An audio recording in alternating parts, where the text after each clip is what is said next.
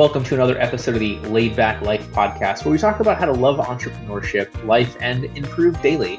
Joining me today, one of the funniest lawyers that I come across on a daily basis. Bryan, man, how are you? Hey, I'm doing great. Appreciate y'all having me here. You have such a great story. So, give me a little bit of your background, and then I want to talk about the things that you do to enjoy running a firm, to enjoy having a life, to put humor into a lot of what you do. Yeah, absolutely. So I grew up, my parents were in politics. My dad was in the state house here in South Carolina. Unfortunately, he passed away in 2000. My mom ran for the seat that he was in and ended up serving in the House for another 8 years. So all throughout my life, I was really involved in politics, government affairs. I ran local, state, and federal. Helped to run. And I didn't run them personally, but I helped run, local, state, and federal elections. I went to USC, got a bachelor's there in political science. Ended up back in the Greenville area. Didn't really know what I wanted to do. My dad was a lawyer, so I figured, I really kind of want to go to law school, but where can I go? So I ended up down in Jacksonville, a school called Florida Coastal School of Law. It kind of had more, Yeah. yeah, it had a little more laid back atmosphere. I think that kind of carried over for me. When I was there, I thought maybe I wanted to stay in Florida, but then I also thought maybe I wanted to go to South Carolina. Ended up deciding to take the bar in Alaska. And so I flew up to Alaska February of. Why? Wait a minute. Yeah, Florida, yeah. South Carolina. Yeah. Florida, South Carolina, and then Alaska.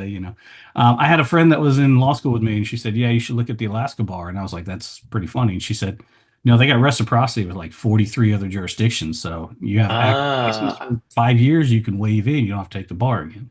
So probably a lot of, because military families and stuff probably yeah, and they push they that. don't they don't have so Alaska doesn't have a law school, and so basically, if any state has reciprocity with another state, they both have reciprocity with Alaska.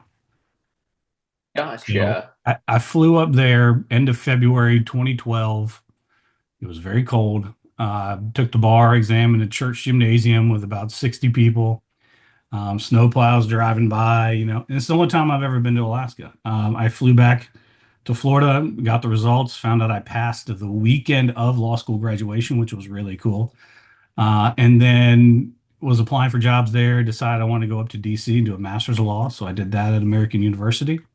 Did an internship on the Hill in the Senate, and then came back down to Greenville, back to my roots. Um, Unfortunately, South Carolina doesn't have reciprocity with any state, so I had to take the bar again. So I took that, passed it, and started working at a firm in Greenville.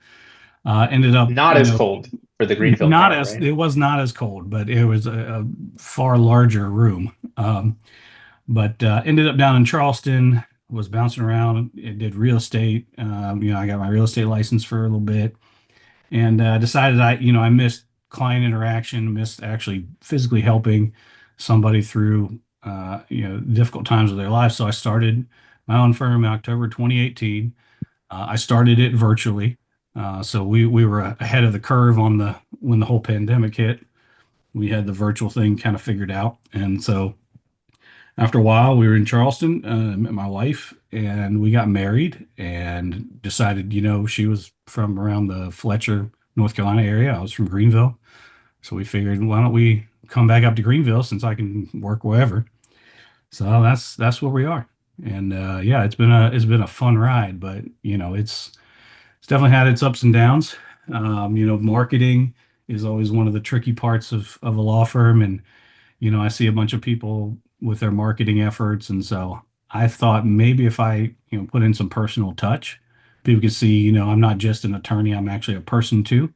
And, kind of get to know me on that level. Instead of, anytime that there's a crisis, you need to pick up the phone and call an attorney. Well, I like to be also a person, and we converse with clients. We get to know them on a personal level, and I think it helps ease the whole process, because I primarily do family law, so divorces, child custody, child support, modifications. It's really, really, it can be an emotional process to go through. So we try and ease the tension a little bit, try and be more personable with our clients, and I think we've found some pretty good success with it. So it's interesting. So last week we had Carolyn Elephant on. We were talking about AI, right? So Yeah, the present as a current time, but also like the benefits of AI for business and yeah. life. You're talking about the human side. So I really want to focus on that. I want to dive into the marketing thing in a little bit more detail. But before that, the question I ask almost everybody, if you could go back and talk to either yourself in 2018 at the beginning or some other, law firm business owner who's not as established as you currently are, what's the biggest piece of advice you want to give to either former you or those people? Um, I would probably say find your niche, and really work that. Because I did kind of bounce around a little bit. I tried, well, when I first passed the bar in Greenville, I did real estate closings, and closing attorneys. We're an attorney state in South Carolina, so there's a ton of them. So you have to find ways to differentiate yourself from the group, especially with family law too. You got to find different ways to stand out from the crowd because anyone can Google and get 50 names, and then they click one, and that's most likely who they're going to go with. But yeah, I think finding your niche. Don't be afraid to be casual. I don't wear a suit and tie every single day. In fact, most days, you like the Hawaiian shirt. I like the Columbia shirts.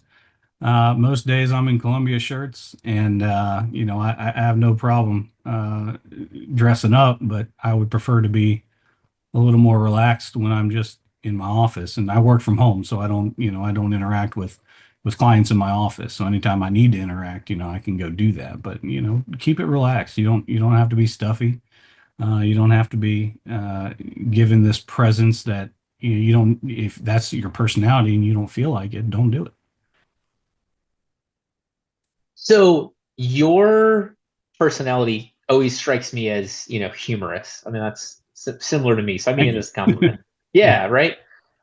Is that the goal? Like, is that what you're going for? So I think what I'm really looking to do is just lighten the tone of interaction, because a lot of people joke about, well, I do divorces and hopefully you don't have to call me, but if you do, it's usually, there's usually the process starts at an interesting time frame, because this person, whoever's calling, uh, you know, 85% of the time it's because of an event that occurred. And so now they've got to kind of rush to figure out what their life is going to look like. And so, I wanted to lighten the process a little bit, relax, take a step. We're all human. And just show that anytime, you're around me, it's not always going to be cut and dry. We're going to be in a suit and tie. I'm going to have these files and we're going to meet and sign and then leave. I mean, I like to converse. I like to talk with my clients. So, I just wanted to kind of ease the tension, lighten the mood a little bit. And if that comes through in my marketing, then, that's kind of what my goal would be. So I love that. I love how you frame that. But it sounds like, correct me if I'm wrong, it Yeah. sounds like you took like your own personality Mhm. and what you think your clients are looking for, or something that like, stands out to them that makes sense and Yeah. kind of combine that. Is that right? Yeah. Yeah. Yeah. I want to show them, not only can we do the professional side, but we also have a personal side to our firm. And I've found that on social media, if I'm doing posts and I don't always want to say, hey, if you're getting a divorce, give me a call. That again, you get 50 other attorneys that are doing the same thing. This way, I feel like it stands out a little bit in the crowd. I get to use my own personality. I get to have fun making these. These posts that I make, they're fun. And I joke about, maybe I should do this, maybe I'd try this, maybe I'll try that. And people end up sharing them on Facebook, so it ends up having a really nice effect on the marketing via just organic shares. So, it's kind of a win-win for everybody. So yeah, I totally agree. I want to go deeper on both of those like Yeah. sides of this though. Like Yeah. from the standpoint of, I talk to other people and they give me the joking like I should just wear a Hawaiian shirt. I'm like, well, no, but you should find your version. So Right. like where what advice do you have for somebody in finding their own personality? Yeah.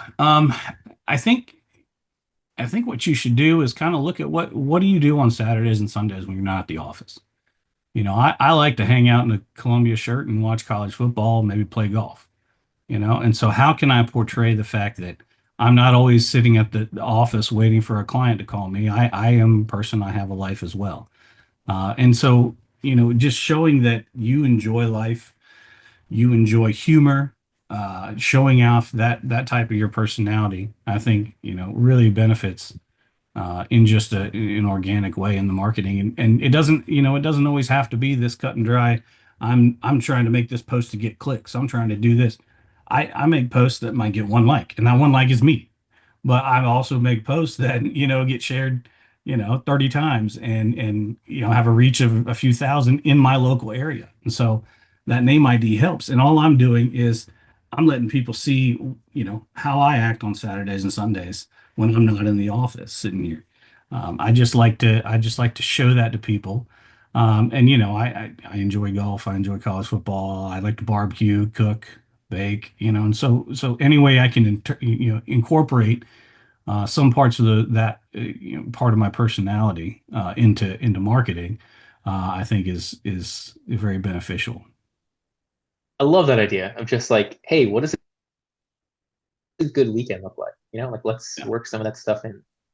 yeah, It's amazing to me. I mean, at this point, there's I don't know 500,000 law firms. There's a million and a half attorneys in the United States. Like, and then it's like, well, if I wear a white or blue collared shirt with a blue or red tie over a gray or blue suit, I will stand out. I'm like, no, you yeah. won't.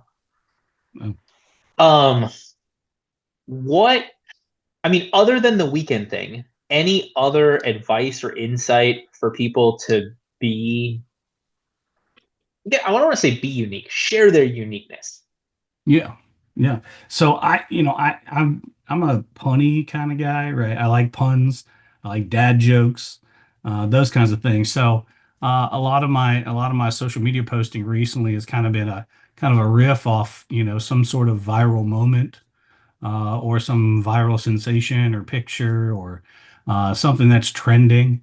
And so I like to kind of make puns about it. And so I'll make a post about that. That's just how I act in everyday life too. I mean, all my friends will tell you that, I'm the guy with the dad joke. And so might as well, put that on my social media presence and kind of let the world know that, yeah, I like to have fun. I like to kid around. I like to make jokes. I'm a relaxed kind of guy. But when it comes to, going into court, I'll put up a suit and tie and we will go toe to toe. So Sure. it's that fun kind of dichotomy of the personal versus the professional. So obviously, like we're not telling everybody to be funny and make dad jokes because that would Yeah, undermine that would ruin our databases. yeah, But, yeah, um, but finding that thing about themselves, finding that unique, finding that, and the crazy part to me is like you get all these quasi celebrities who end up having some fallout when people find out who they really are. I think what we're talking mhm, about here is just like being yourself. Like this is yeah, not putting on a persona. This is just right. being you louder. Right. Yeah, absolutely. And it's yeah, I could post videos of me, in a suit and tie walking out of the courthouse and meeting with clients in a conference room, but again, everybody else is doing that. I feel like if I back away and I think, what do I enjoy? What do I like? How do I act just on an everyday basis? What does weekend Brian look like? And so try and just pull that into your marketing. I mean, it might not be college football and golf and liking dogs and hanging out with kids. That might not be your weekend. It might be yoga. It might be, just playing softball, whatever it may be, going to church, doing everything, whatever you want to do on the weekends. But I think letting people see that side of you, I think, is very important. And I think it goes a long way to building that relationship with the client because you're not just a suit and tie and a number to call when things go bad. You can actually have a conversation with them, and you can connect with them on a another level than just a professional relationship. I love it. So that was like, so I think that transitions us nicely into the other side of this. Like, so the first part is who you are. The second part is that I don't even want to call it an angle that clients like but like you identified the fact that the more laid back would be a beneficial personality, a beneficial niche, a beneficial take on this for clients. I don't know what the right Yeah, terminology yeah, is. yeah. And I'll show you one thing real quick. So I do a lot of virtual mediations in family law, and in the mediation, it's usually you and your client in a breakout room, and then the other attorney, opposing counsel, client in a breakout room. The mediators switch back and forth. Well, I have a coffee mug that a friend of mine gave me a few years ago, and so this is what I use for mediations. This is my mediation coffee mug. And my clients, typically it's their first time going through a divorce, first time going through mediation. They see that and automatically, they see, hey, you know what, we're kind of, easing the tension a little bit. We're lightening the mood, give a little humor in there, let them understand that, hey, things are going to work out. We're going to take care of it. We'll be fine. And then, just kind of help them relax a little more and be more, level-headed and at ease with how the process is going. So that's my mediation mode. Is that is that something you identified in advance, or is that something you realized made sense after you were being more funny and personable? I think it was after. It definitely was after because I started out doing the traditional marketing of, this is what I look like in a suit and tie, and this is what a conference room looks like. And, I was getting some clients, but I didn't get that personal nature, that sense of reciprocal personality with them. And so introducing my personality into marketing has not only let me connect better with clients, but it also brings in clients who relate to that type of personality, who enjoy kind of the same things I do. And so it's really helped with, you know, when you sign up with me, you know how I am, you know what you're going to get. There's not this facade. And I'm not saying all attorneys have facades, but there's no pretense. It's just me. Yeah. This is me. And feel free to read, read my social media posts and laugh along.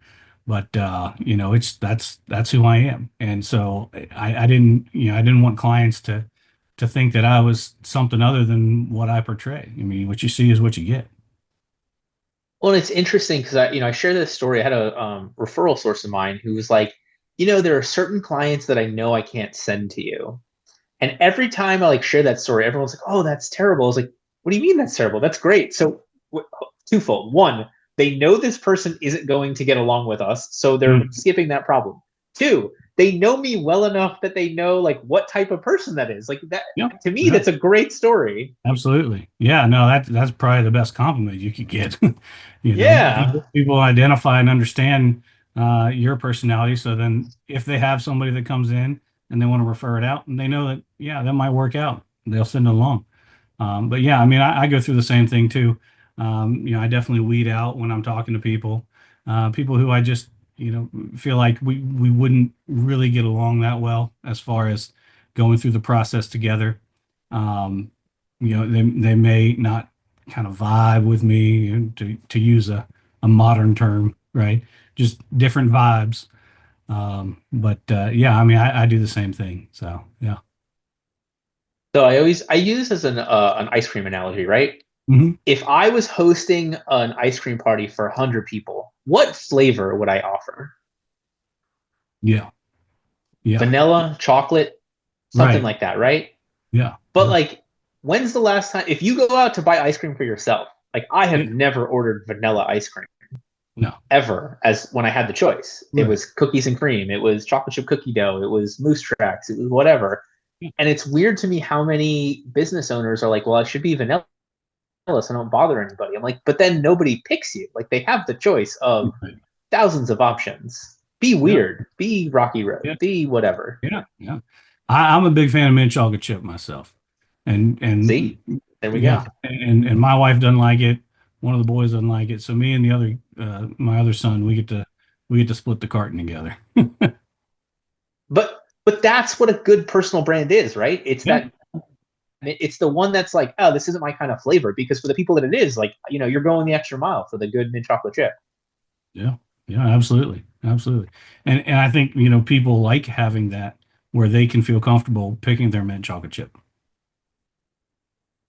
Yeah. So how do we, I'm going to call it empower, right? How do we Mhm. empower more business owners to be willing to be mint chocolate chip, to not be so vanilla, to get their personality out there? Like, Yeah. I just, I don't know what else we do at this point, but curious what your thoughts Yeah. are. Yeah. So I would say the best thing to do would be with your traditional marketing firms. I would, as a business owner, take a step back, look at my marketing, look at my advertising, say if that name, if it didn't say Haskins Law Firm, and I just looked at the copy that was there, or the pictures, or the posts that were made out of this social media account, would I connect as myself? Would I connect with that ad? Would it resonate with me? Would it catch my attention? Would it make me laugh? Would it make me think? Would it make me, contemplate? Would it make me call? So I think that's probably what I would empower business owners to do is don't just take the first draft of your marketing because the marketing company says, yeah, this works. This has worked 300 times already. If you want to lighten it up, I mean, every marketing company I've had, I've made suggestions to, phrasing of the ad or how the website looks or what design works better in a different spot. I'll open a website draft and I'll think, man, that logo just is too distracting to me personally. So I think if I'm looking to hire this company, this business, and I get distracted by the logo, maybe, let's see if we can tweak that a little bit. Or the way that this ad is worded, just it doesn't, I don't remember it. It's not something that would be memorable to me. It didn't catch my eye. So, let me think of a way I can offer a rephrase so it does catch my eye. It does make me want to pursue it more. It makes me want to click or call. Well, but I think what you said there before is the simplest, obvious way to know whether or not you have a brand. If you take the name off, are you going to know what this is, right? Like if you can tell that this is a Haskins Law post, that's a brand. That's branding. That's a successful differentiation as opposed to, the attorney slow motion walking down the steps of the courthouse Right, in right. their town, or whatever, or a giant wall of law books behind them like in the 90s. Yep, yep, absolutely. How do you know that this is working? Like if somebody listens to this podcast and finally is like, okay, you know what, I am going to be real and personal in my marketing, how do they know that it's working? How do they, where do they start seeing the difference? So I started noticing a difference when, I would have consults and people would say, "Oh yeah, I saw you on Facebook." I mean, I got that verbal confirmation. But I think the more that you go down that road, the more narrow your field of potential leads are going to come in. And then when a lead comes in, they know you, they understand your personality, they understand the business model that you have. And so they're more inclined to sit down, schedule a consult with you or talk to you on the phone and feel more comfortable going into business and hiring you.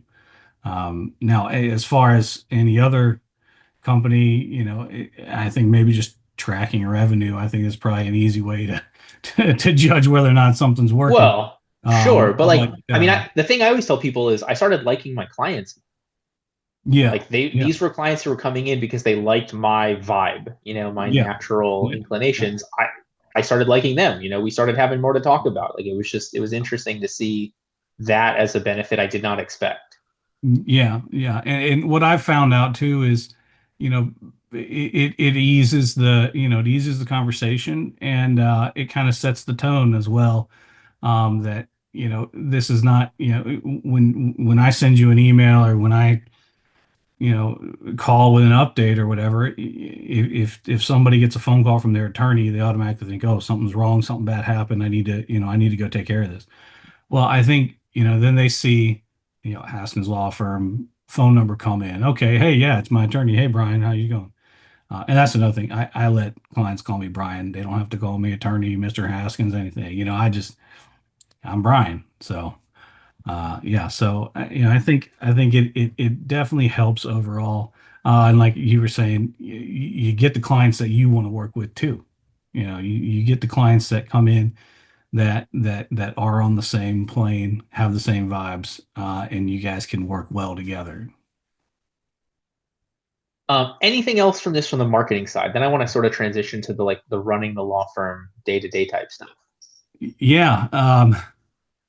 Well, I'll tell you, I was gonna do I had some ideas for, funny posts and stuff for, some of the viral moments that have been happening the last couple of weeks.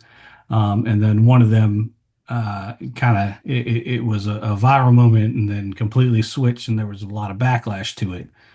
And so, I'm glad I didn't fire away, but, I would say, just be cautious, making sure you kind of understand the tone of how of what you're joking around with, because, not all the time can you just quickly react to something, and you got to think it out, make sure, there can't be any double meanings, or, is it too offensive to some, segment of the population, or is it too scandalous to some segment of the population. So, I try and keep them fairly generic, but, people know what I'm talking about and referring to when I make my posts.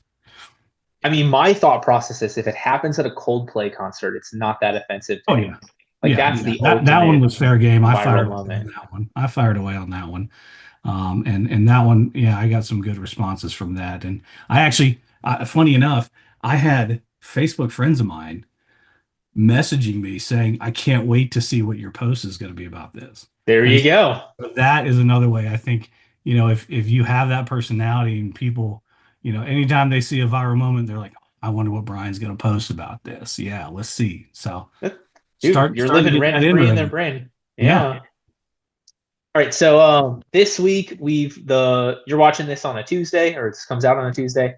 This Friday, my newsletter is the best books of the first half of 2025. And for the first time in my life, Brian, I will take full credit. I made a top 10 list that is actually 10. It's not 10-ish. Oh, There are a wow. couple honorable mentions, but there's a Okay. legitimate ordered top 10 for the first time Okay. on any of my book lists. So hope people check that out on Friday. And then this month, we're selling our hiring SOP. After 10 years of being awful at hiring, I finally just delegated it to a team member. They did a million time better job. And so now we've got a running tally of our system and also how to use AI and technology to maximize your hiring process during the way, which turns out pretty cool. All right. Very. So I want to come back with we talked from the marketing standpoint. So in terms of running the firm, Yes. being personable, being approachable, college football jokes, like how does that play into, more than just the hiring? How does it play into the actual running of the firm? Yeah. So, I do tend to have a little more relaxed atmosphere. I personally have found great success hiring virtual assistants overseas, and everything that we do is virtual anyway. And so I try and take that personality and that vibe into how we deal on a day-to-day basis. We message each other, we email each other, we have great communication there. It's again, it's not, I'm going to sit behind a desk and I'm going to pump out 8 hours a day, 5 days a week. I like to be on the go just as much as the next guy. So, fortunately enough, with the virtual, there's pretty much 95% of my business I can run on my cell phone. So I can be out and about doing whatever I need to. And, I do like to take time for myself if I need it, if I want to. I'll have hearings on, a contested matter. And if we're working out with opposing counsel, I'll get an agreement in place. Well, I've already sectioned off that time on my schedule. So, I'll go do something for me and give myself kind of that break, thinking, I could be in a contested here right now, but now I can go hit the driving range or, play 9 holes of golf or, take the boys to the park or something like that. Something where I can break up the stress of the firm itself. So Yeah, I know. Brian had shared that before we started. I'm so glad you got that out because I think that's yeah, such a strong point. Like, hey, I already calendared this time for this thing. This thing is no longer there. So rather than last second trying to cram 27 other things into that slot, like just utilize the time yeah. as life. Yeah, because what I've found is, if in the early stages, I'd say, okay, well, I don't have, I have these 2 hours now. I don't have to be at this hearing. What can I get done in this 2 hours? Well, when I start to start to get something done, then it inevitably takes up more than 2 hours. So then now I'm pushing other things, or I'm putting this aside and know that I got to finish it at the end of the day. And if I just block it out and say, look, this is 2 hours that I should have been somewhere else. Fortunately enough, we were able to get it resolved prior to that. All right, so maybe, as long as there's no, emergency or anything like that, I'm going to take these 2 hours and I'm going to do something I want to do, because I really did kind of build that time back for me, by managing to get agreements in place. So that I think is something important, and it doesn't have to be 2 hours. You if you really want to, you can work an hour and section off and say, well, this half hour I'm going to take for myself, and I'm going to go for a walk, or I'm going to go get a mint chocolate chip ice cream cone. There we go. Yeah, so I always tell my clients to wedge their time savings, right? So if they're working 60 hours a week, they want to work 40. We take 2 or 3 hours off their plate. Half of it goes towards golf, Netflix, ice cream. The other half, start delegating the next stuff or Yeah, systematizing to get to it. I love that idea. yeah, yeah. Um, And I just a shout out, I have the best yeah, staff in the world. So literally the world, because they're a lot of virtual. So they do a lot to take, stuff off my plate. love it. On just the work side, also on the personal side, both. Mostly work, but the personal, I can fill in, where I need to, as far as in the calendar. So, but yeah, I just have work staff. I don't have any, personal assistants or anything. I don't have a personal chef yet, but maybe one day. There we go. Get a couple big cases in, we'll start living that lifestyle. I like cooking too much myself, so I love to cook. So Same man. It always and like I think this is the point of this whole episode. It amazes me the amount of things you've said where I was like, me too, Brian. We're really yeah, vibing right now. Like it just, but this is what it is. This is what life is about, I think. yeah, yeah, absolutely.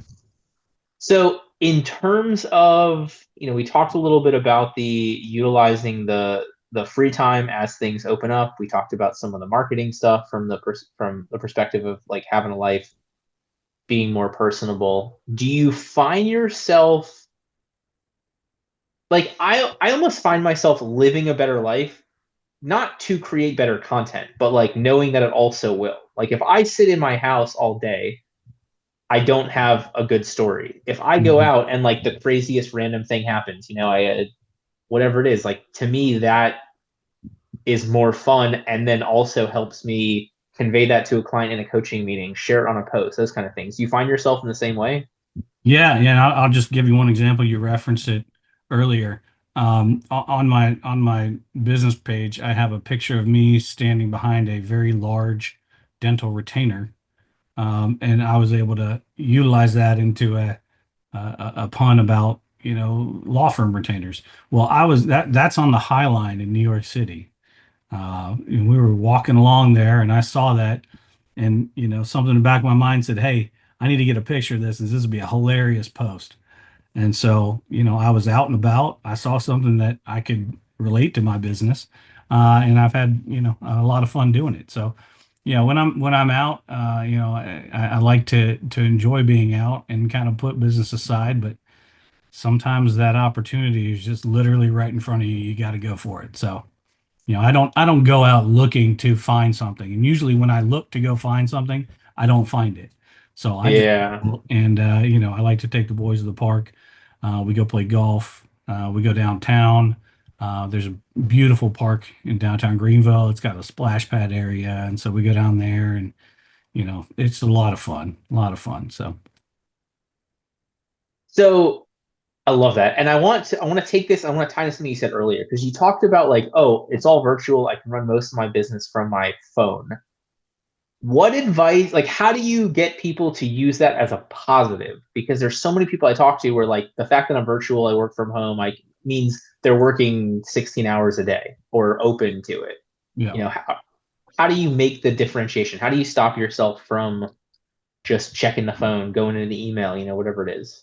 yeah. So one of my favorite things to do is I have two different blocks of time in my day for getting phone calls with potential clients and existing clients for updates. And so I'll just go and I'll sit outside and just kind of be in nature and kind of feeling the sun and getting some time outdoors that way. So I'm not stuck behind the computer 12, 13 hours a day making phone calls with a computer and a printer going at the same time. So I like to get out and you just kind of pace around on the porch, sit out in the backyard and take phone calls that way. And I think people can tell the tone of my voice. I feel calmer. I feel more kind of in control of myself instead of stressed out behind a computer. I need to talk to you and tell you all these things so that you can sign and then you'll get my information and we can go to court. Like I think it comes across. Smiling before you answer the phone, people can tell. Um, it's one of the things that I enjoy to do, and I think it comes across when I interact with potential clients too. So it's funny. Reminds me of a story when I think my first, I want to call it vacation when I had my firm, but that's not the right. The first time I worked from a different location than my office, Hmm. right? I sent a lead to a buddy because I was like, I couldn't meet with this person. And then I followed up with the lead afterwards. And I was doing criminal defense at the time. And he was just like, your buddy seemed more concerned about me going to prison than I was. And I was just like, oh, okay. So that, the extra smile, the calm Yeah, from you definitely yeah, plays out. But I'm curious about the opposite of that, your answer that you gave. You kind of gave the like incorporating some fun life while you have work hours, but yeah. like how do we make sure the work hours don't creep? Like, oh, I can just go outside and take this phone call, but like, how do we not go outside and take that phone call at 6 o'clock, 8 o'clock, Yeah. whatever?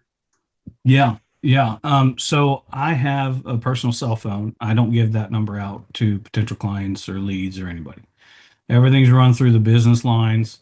And I have, a physical office in the house that, when I am done for the day, I've got a business cell phone too that I can make calls from.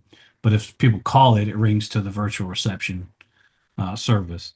Um, and they do it 24/7 for me, so I don't have to worry about calls, at 3 a.m. and whatnot. But yeah, as soon as I'm done for the day, I'm leaving this office. I'm not coming back inside this office. I leave for the day. The door gets closed. I'll open it the next morning. Same thing with the business cell phone. I don't take the business cell phone out of the office unless I'm going to court or going to meet a client.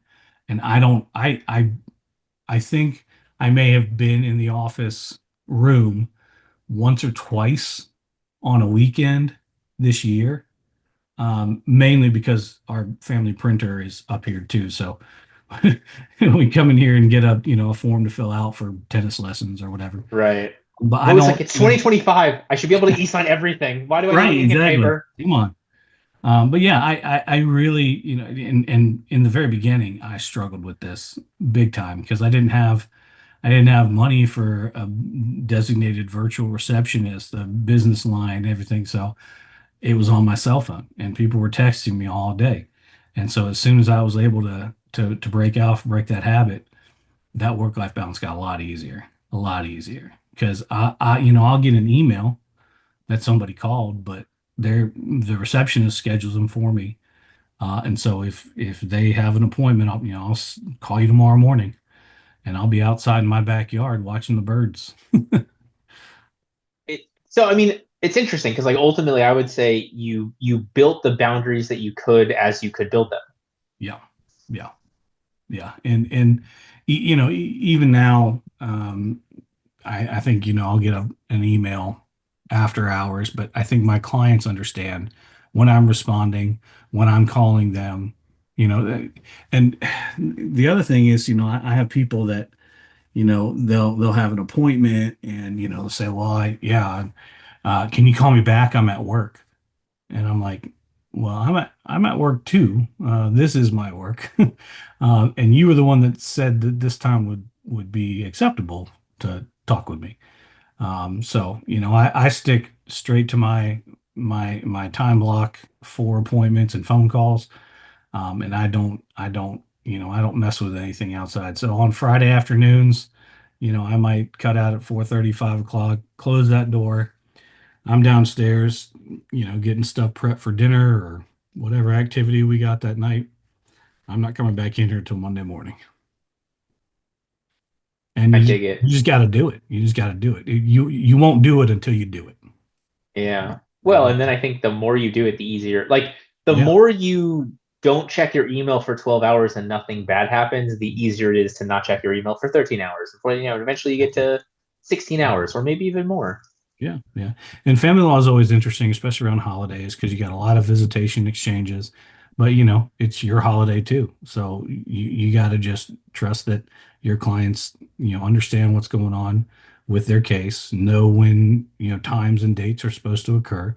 And if there's an issue, then it can get handled. I probably have had one truly emergency that came up on a holiday. It was probably about 4 years ago.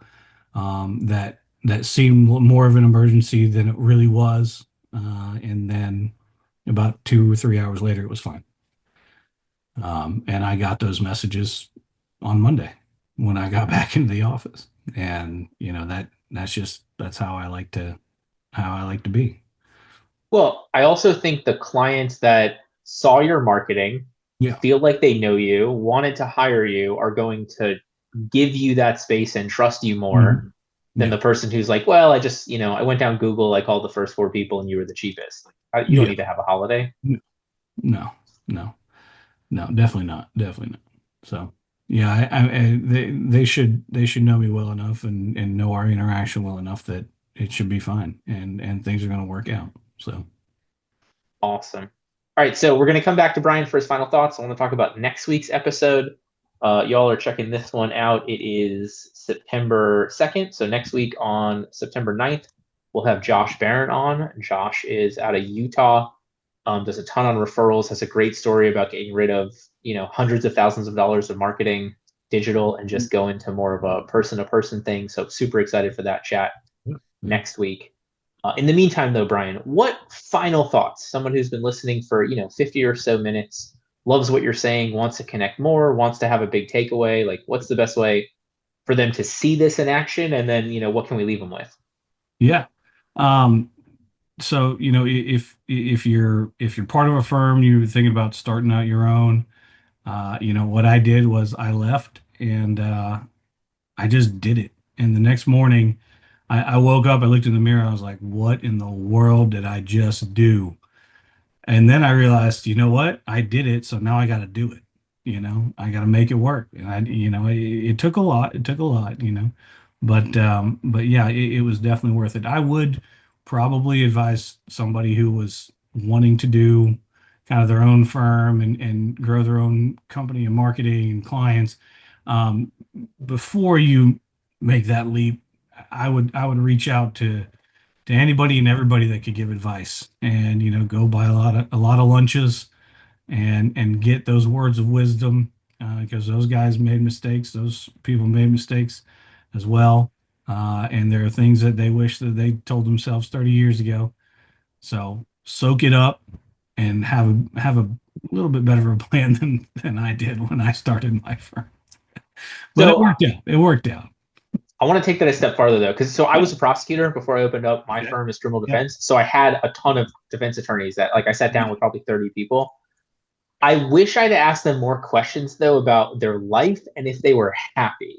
Because I Hmm. got a ton of solid business advice if I wanted to be miserable for the rest of my life. And it Yep. was, Yep. that was my thing. I'm super thankful to I had somebody who rented me space, and got home at 5.